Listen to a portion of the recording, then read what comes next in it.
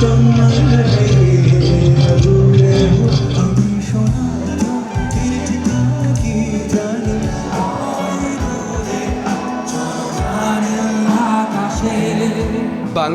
ভারত ও পাকিস্তানের সুরের মেলবন্ধনে শুক্রবার যেন রূপ নেয় এক অনন্য সঙ্গীত উৎসবে।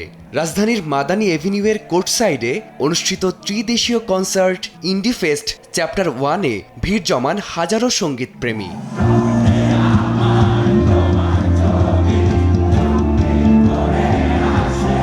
বাংলাদেশের লেভেল 5, ভারতের তালপাতার সেপাই এবং পাকিস্তানের বায়ান ও আব্দুল হান্নানের পরিবেশনায় মুগ্ধ হয়ে ওঠেন দর্শকরা। পরিচিত গানের প্রতিটি লাইনে একসঙ্গে গলা মেলান হাজারো শ্রোতা। কখনো হাততালিতে, কখনো উচ্ছ্বাসের চিৎকারে কেঁপে ওঠে পুরো আয়োজনস্থল।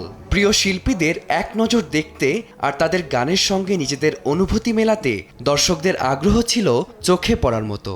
I am the huge fan of Bayan and even আমার SSC running but still বায়ানের কনসার্ট দেখে আমি আর লোভ সামলাতে পারলাম না, so now I am here. বায়ানের মান দেন সাফারটাও এখন অনেক ট্রেন্ডিং দেখা যাচ্ছে, সো এটাও লাইভ শুনতে অনেক এক্সাইটেড। আজকে মূলত আব্দুল হান্নানের ইরাদে স্পেসিফিক্যালি শোনার জন্য আসছি। লেভেল 5 এর তুমি অলওয়েজ, কারণ বাংলা গানের সাথে খুব বেশি কানেক্ট করতে পারি। They are soothing, it heals the mind.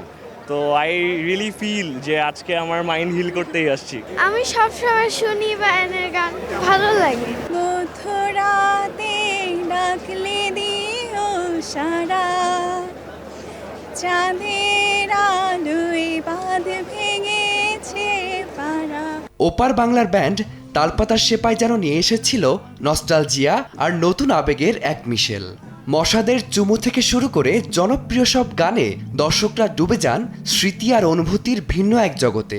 তালপাতা সেপাই কোনো কিছুই প্ল্যান করে করেন, আমরা যেটা ভালো লাগে আমরা সেটাই করে ফেলি। মশাদের চুমু গানটার মিনিংটা আশা করি শুনলে সবাই বুঝতে পারবে যে এটা কেন রিলেটেবল দুই বাংলার ক্ষেত্রে।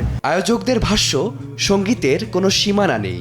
দক্ষিণ এশিয়ার স্বাধীন সঙ্গীত শিল্পীদের একই মঞ্চে তুলে আনার এই উদ্যোগ ভবিষ্যতেও চলমান থাকবে। কাঁটাতারের বিভাজন পেরিয়ে সুরের বন্ধনে 3 দেশের শিল্পী ও শ্রোতাদের আরও কাছাকাছি আনার প্রত্যয় তাদের।